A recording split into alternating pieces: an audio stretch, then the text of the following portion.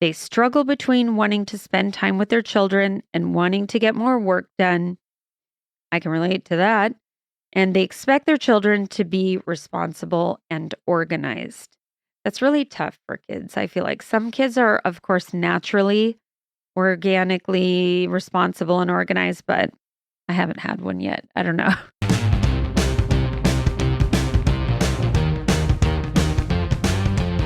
Welcome to Amy Liz Harrison's podcast, Eternally Amy, a mum of eight's journey from jail to joy. A Gen Xer who overcame her struggle with alcohol to become a best-selling author and mental health advocate. She shares stories of hope and offers ideas for others struggling with mental health challenges, spirituality, ADHD, or maybe just family, travel, and logistics. One thing is for sure, you'll leave with something to chew on. And now, here's your host, Amy Liz Harrison, with your mystery meat sandwich. Greetings, compadres. Mystery meat sandwich today. Someday isn't a day of the week. And that is a quote by author Sam Horn. Someday isn't a day of the week. So this, to me, is the whole idea of the lump under the carpet isn't going to just magically go away without my attending to it. But I sometimes like to think that it will. And I have a little note here in my outline to tell you quickly of the story of campus safety when I worked there in college, and we had to wear those super flattering polyester pants. And one night I was ending my shift and I had to drive to the back of the campus. They had this, they called it physical plant, but basically what it was a gas up your vehicles kind of area. And so I was going to gas up the Caprice, and I somehow misjudged the distance of the hose. I don't know. I ended up having like a gas shower all over these pants, these work pants.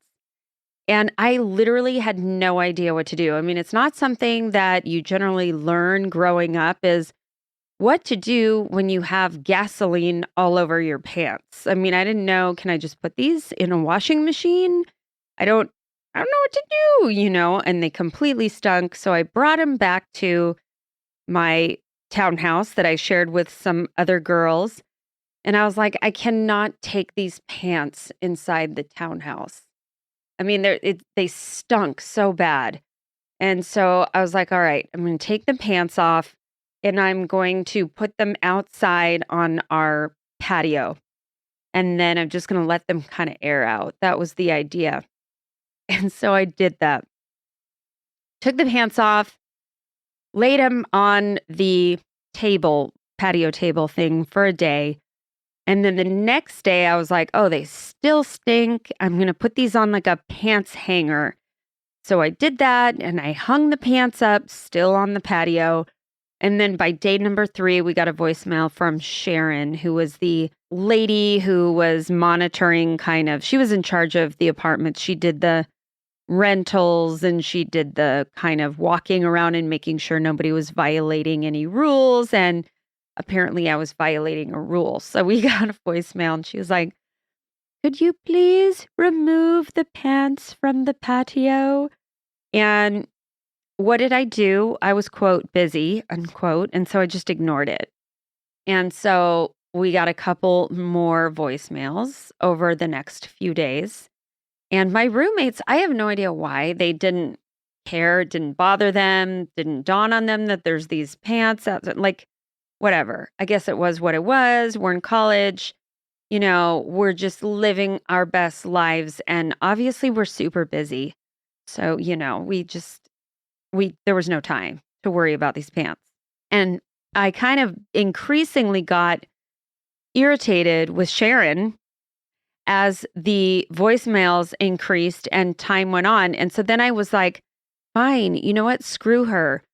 I'm not taking the pants down. Like, this is whatever. It's her problem. She's anal and she's this and she's that.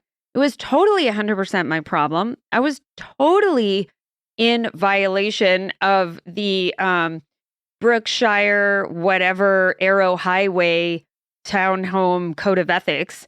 And yet I was like trying to blame her. And I was trying to say, well, someday when I'm in a better mood or when I'm less busy or when Sharon is getting under my skin less, then I'll take them down. And it was like, finally, one day, get home from work and guess who's waiting for me at the door? Sharon. And she totally confronted me and was like, you need to get rid of these right now. I'm going to follow you to the dumpster or follow you inside, wherever it is that you are planning on laying these pants to rest, but I'm going to follow you. And she did. And so it was good learning for me that, you know what? I just have to deal with my shit. I got to deal with my shit. And to this day, I'm going to just confess right here that I am not good at that. I still to this day will be like, oh, that pile over there, I have to get to it. I understand. I have a lot of kids. I get it. I have ADHD. I have fires that come up that are burning brighter and hotter than other fires. I totally get it, but it's not going to go away. And so someday isn't a day of the week. And what I've learned to do a little bit at a time is to just start chipping away at some of these things and setting reasonable goals.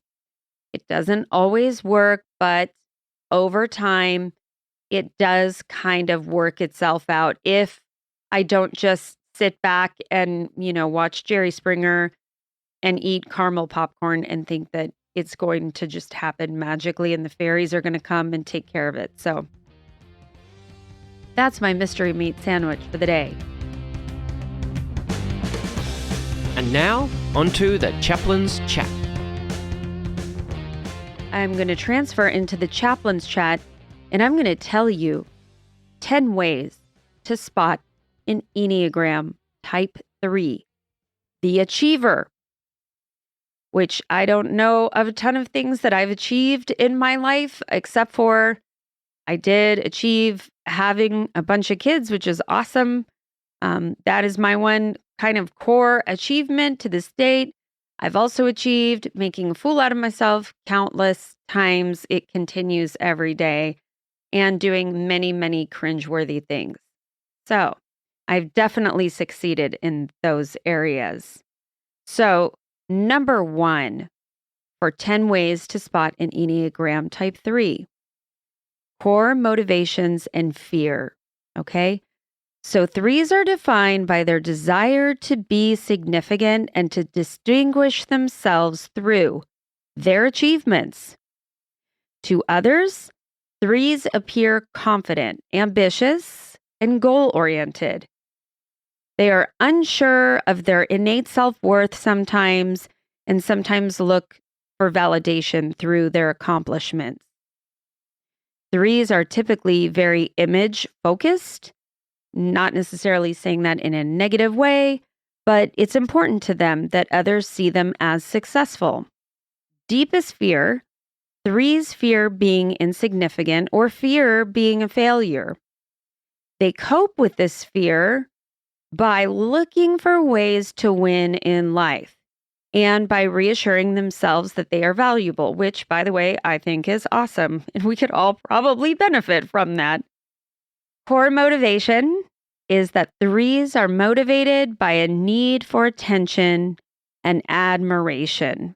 So they strive to be successful and significant to avoid feeling worthless. Wow, that really hit me just now. I can totally identify with that. I don't know why when I read that a few days ago, it did not hit me the way it is right now. I'm like, gosh, I've got some of that in me today for sure.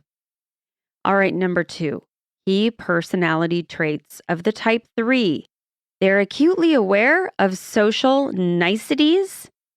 They have an impressive range of accomplishments. They're extremely busy and on the go. They've got jam-packed schedules and meetings. They have a refined taste in outer appearance. And they're charismatic. They make really good first impressions. And I have an uncle who is very, very much like this. He's not like refined in outer appearance kind of thing, but he's just constantly busy and he is super successful, and he's beyond any of that. He's charismatic and very magnetic. One of those personalities you just want to kind of just sit by him and just have him tell you stories all day. Number 3 of the 10 ways to spot an Enneagram type 3. Core values. Recognition is something that 3s look for. Accolades and status, those are kind of the pinnacles of the achiever's lifestyle, as far as I understand it. 3s are goal-driven, equipped with the type A mentality, and a relentless drive for self-improvement. Productivity and achievement take the cake as the achiever's core values. Getting things done is more important than too much planning and wasted time spent daydreaming. And I have a very close friend who is a type 3, and she always says, getting it done is better than getting it perfect. And I love that. I think that's just such a good sage piece of advice too, is that, okay, it's never going to be this amazing, shiny, perfect, whatever it is, outcome. But yet, I'm also not going to do things by osmosis. So there it is. All right. Number 4, how to recognize them. With refined tastes and an impressive drive to accomplish more, achievers are socially, conversationally mature and adequate to contribute to those around them. So they've got this talent for beating deadlines and looking crazy good while doing so. When I'm on a deadline, I do not look crazy good. I look basically completely stressed out and like I'm hating the world. So, and I'm rude to people in addition to that sometimes. So that's not very becoming. But 3s are poised and intuitively know what to say during any situation. Gosh, I totally admire those people who know what to say in any situation. I'm the person who kind of gets sudden cases of Tourette syndrome and I just lose my brain and I just forget what I'm saying. And nothing against Tourette syndrome. I shouldn't have said that. I'm trying to work on the word choices that I use, and I'm in progress. So anyway, they can make friends with just about anybody. Achievers may have top-notch Instagram feeds, a seemingly perfect life, and the charm to prove it. So males and females often portray an image which aligns very strongly to their gender identity, whether that's masculine or feminine or non-binary. So just kind of depending on where you're at and wanting to portray how you want to appear to the world. So when asked about their 5-year plan or maybe their career goals, 3s typically have a well thought out mental map of where they want to be, but they're pretty good on the fly as far as I understand it. And I really admire that also because somebody will ask me, about one of my books, and I'll launch into some rambling thing, and then I'll stop and I'll say, oh my gosh, I'm rambling. And I just have not mastered, actually far from mastered, the elevator pitch at all. So that's room for improvement and growth for me for sure. Number 5 of 10 ways to spot an Enneagram type 3. When they're healthy and when they're not healthy. So when they're healthy, 3s are driven, kind, and willing to lend a helping hand. They can push organizations to new, uncharted territories with talent. They can do that super easily. They've got this natural charisma and a knack for recognizing the potential for their brilliant ideas. Achievers succeed in the workplace and beyond the workplace because they're highly adaptable and they can push themselves to inspire others and successfully reap the fruits of their labor and creativity. They also are known for their witty sense of humor and goofy side. They learn to take life with ease and to prioritize their work-life balance. They're organized, they're on the top of their game, and they're willing to take constructive feedback. I think I want to be one. I think I would like to be a 3. It sounds pretty good. Okay, when they are average, 3s can be busybodies, searching for new goals to accomplish and flashy ways to flaunt their expertise. They're almost always on the go with new projects to finish and people to collaborate with and things to do. And their looming fear of failure propels them to keep up their momentum and continue to work hard. Social media becomes a place for constant comparison and expression, and that can lead to excessive self-promotion and possibly some arrogance. And achievers are dead set on being first place in whatever they put their minds and hearts to, whether that's a career goal or a project or just wanting to kind of be top of their class.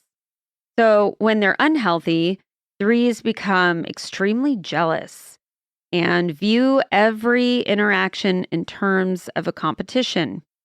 And they may be prone to one-upping others. You know, the one-uppers, the people who, like, you have a headache, they have a migraine, right? I sometimes call these people toppers. The once-driven go-getter, which is the 3, becomes lazy sometimes when they're unhealthy.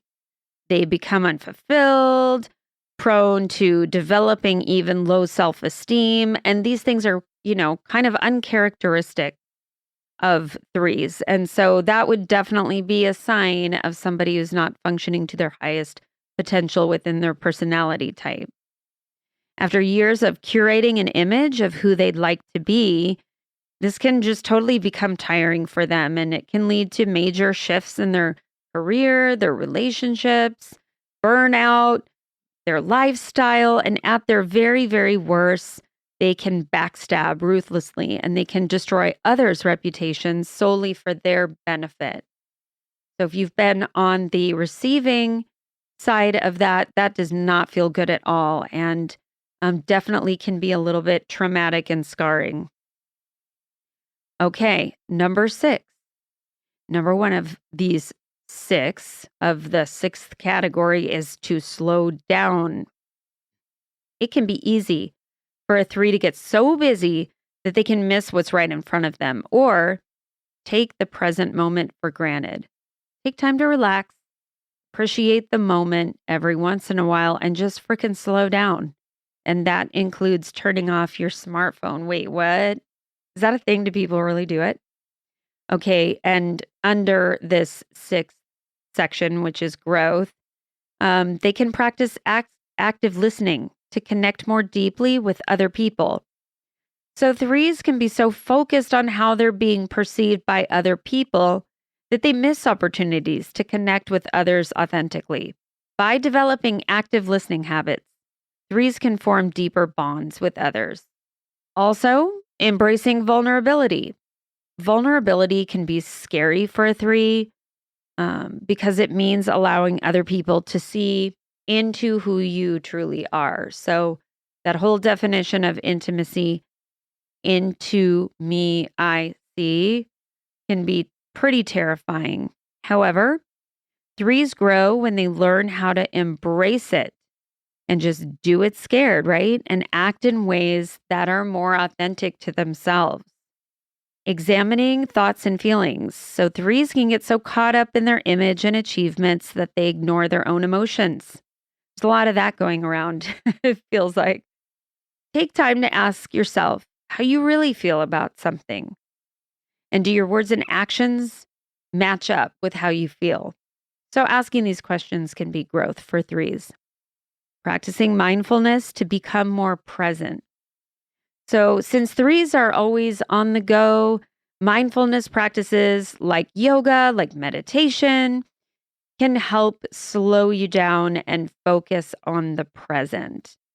Non-competitive, single-player games can also help 3s focus on the moment without feeling the need to win. And just a quick sidebar on that is My son did track this past season for the first time, and it was so fascinating to him that he could be on a team for something and yet just have an individual job on that team. It was an individual sport, but it was a team sport. And I think the paradox of that was really moving for him. And it really helped him to see how much our individual contributions really help the team and are an asset to the team. And so when we take time to do things like that, to play single player games, quote unquote, single player games, I think it can only benefit us in so many ways. All right. And sidebar. Number 7, celebrity types.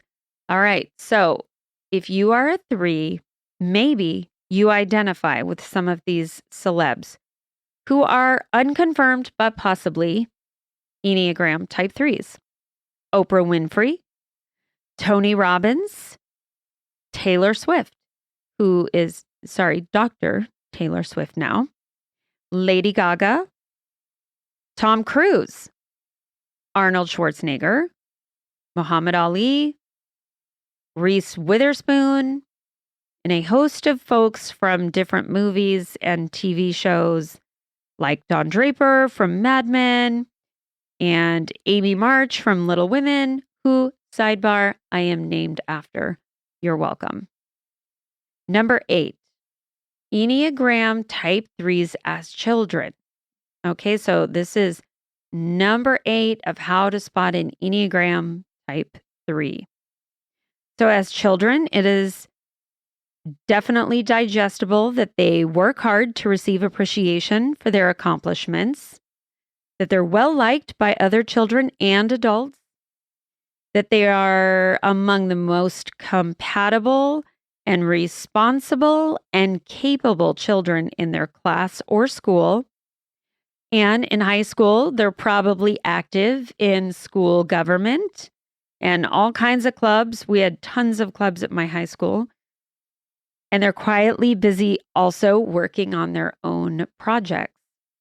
So I think this is great because to me, I feel like 3s appear to be maybe some pretty good multitaskers, which I'm not great at. I try to be, but I'm really not super focused on one thing, hardly ever. I can hyper focus, which is part of my ADHD, but it's pretty rare for me. I just really need to kind of find myself in that spot where I'm concentrating on all the things around me to a certain percentage. And it goes south and pear-shaped when I'm cooking a meal. That is for sure. Because I'll burn something because I'm in a conversation with somebody and, the rest of it. I'm not great at doing a lot of things. And there are so few times that I have an opportunity to hyper focus on things that I find myself in this constant state of like a little of this, a little of that. Oh, I caught that end of the conversation and that end of the bachelor. And, I'm just kind of spazzy like that. Number 9, as parents, type 3 Enneagrams are consistent generally, dependable, loyal. They struggle between wanting to spend time with their children and wanting to get more work done. I can relate to that. And they expect their children to be responsible and organized. That's really tough for kids. I feel like some kids are, of course, naturally, organically responsible and organized, but I haven't had one yet. I don't know. Okay. Number 10 of 10 ways to spot an Enneagram type 3. So this is about relationships, of course, which I've been enjoying kind of spending the last section on relationships because I feel like they're so vital. They're so important to many of us, and they're crucial in the way we interact as a society, bumping elbows with everybody else around us. Okay. So whether it's romantic or whether it's colleagues or just people we bump into at school or the grocery store or Blockbuster Video. Just kidding. We don't have it anymore.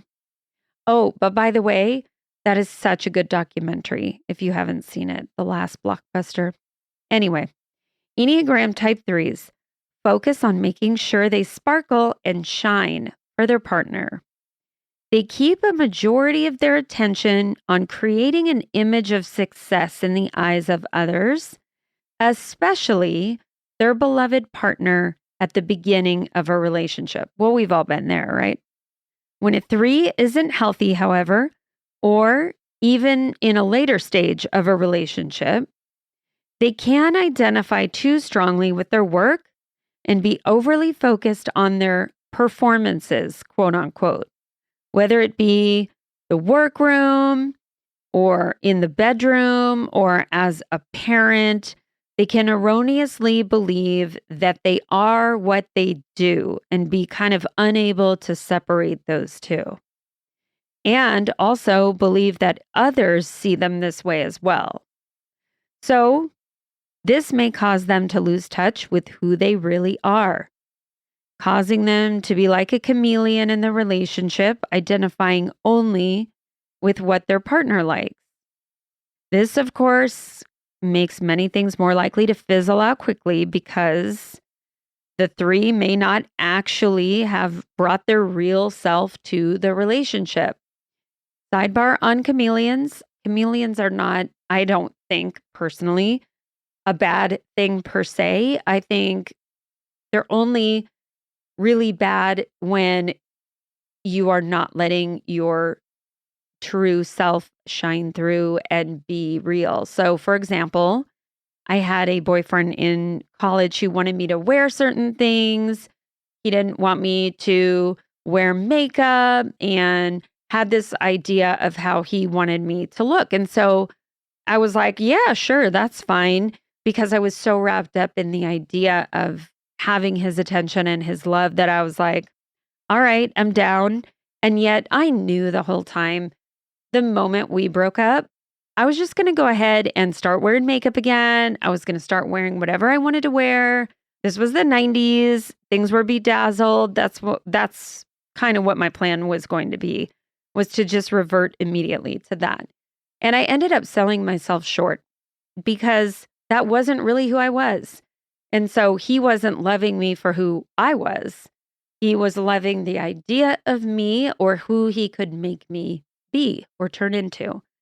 So in that sense, chameleon, I don't know, I don't think of as a real healthy animal or thing to aspire to. But I do think chameleons are great in the sense of they help you to determine the crowd and how you might want to react when you walk into a room and perhaps a surprise party is going on.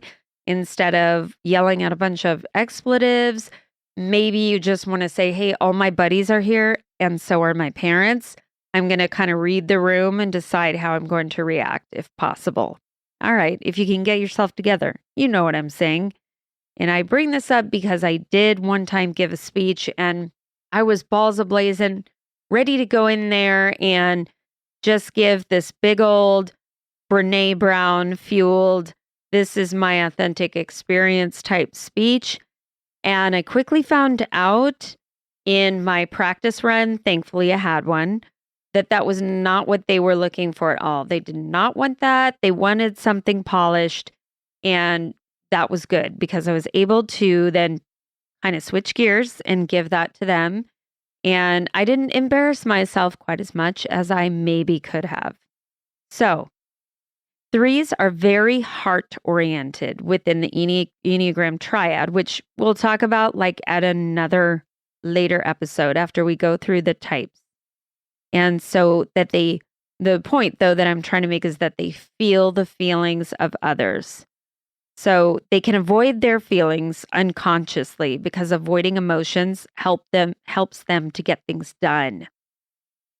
As they let go of the frantic pace, they attempt to just be versus incessant doing. And as potential anxiety or depression rises, because of this unfamiliar, slower pace, It's important for threes to find some relaxation techniques.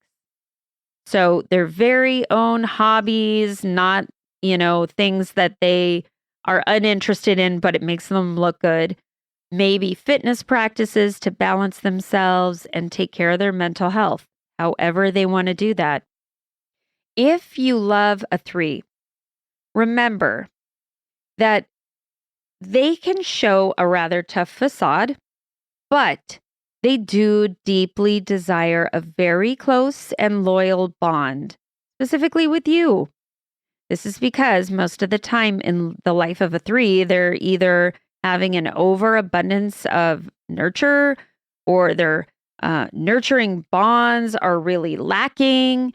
In either case, they have a strong sense of lacking or needing, and they're trying to fill in some gaps in order to feel safe, as we all do in different ways and in our own personality types that we are highest in our number types that we're highest in. So when a three doesn't get their needs met from their partner, they may turn to a form of deceit to get their needs met. However, when they put that self-care first and they realize that they're loved no matter what they do and that they don't have to perform and that they don't have to rely on their past achievements, in the 12-step program, we call that resting on your laurels, your past accomplishments. At that point, they do an amazing job of just relaxing into the relationship, as I understand it. And they're able to speak the truth in love and really be who they are and lean into that person and lead a really pretty satisfactory life at home and at work. So, encourage your three to find their inner beloved self and remind them, hey, it's okay. You can speak the truth in love, and encourage them to, this one cracks me up, apologize after being harsh. Well, I'm not so sure everybody responds to that well. I am not a three, and I would not respond well at all to somebody who encouraged me to apologize after being harsh. I would want to come up with that myself. That's all I'm saying. And threes would also benefit from space. So having the space and time, so you allowing them basically to have space and time and permission to access their feelings, sad feelings, mad feelings, whatever feelings for a few minutes. So remember, they need to feel safe before they can release their truth and improve their intimacy skills and, ergo, their closeness with you. Finally, here's your bailout bag. So for the bailout bag, now remember, take what you like and leave the rest. As I was just talking about the relationships aspect of the three, and I was talking about the self-love and finding their inner beloved, that is one thing that my counselor in treatment, when I went away for alcohol rehab the second time, that is one thing that my counselor encouraged me to do, was to find a love for myself, which sounds super cheesy, but it is really actually super hard to do if you are not used to that. And his exercise challenge for me was to look at myself in the mirror and to look into my own eyes and to say, I love you. And I was supposed to say it a certain amount of times. And I was supposed to do this like 3 times a day. And it was so awkward. It was so cringy. I mean, thank God I was by myself, right? But it got easier. It got easier every day, and it got easier as time went by. And finally, I started to believe it. And when I started to believe it, things started to shift, because I thought, maybe I deserved getting sober. Maybe I deserved a good life. Maybe I deserved whatever was waiting on the other side of the curtain that could be positive and hopeful and give me a future and benefit me. I mean, I just started to kind of believe it, and then I started to live into that. But the important part for me was I had to take the action first, and then later the feelings caught up. And so that's what's difficult for me on kind of a daily basis sometimes, is to remember that. Like, sometimes I want to get motivated to do something. Like, I want to feel like doing that. I want to feel like mopping the floor, and then do it as, a result of my feeling. But sadly, in adulting, we don't always get to do that, which is probably a good thing, at least for me, that I have to act my way into a new way of feeling instead of feel my way into better actions or more positive actions for my life. But it is surprising how when you do that and you practice it, kind of amazing, because pretty soon your feelings do catch up and you're like, what the hell happened? Now all of a sudden I believe this shit. Like, I don't know how it happened, but it happened. So again, remember to be kind, rewind. Thank you for the honor of your time.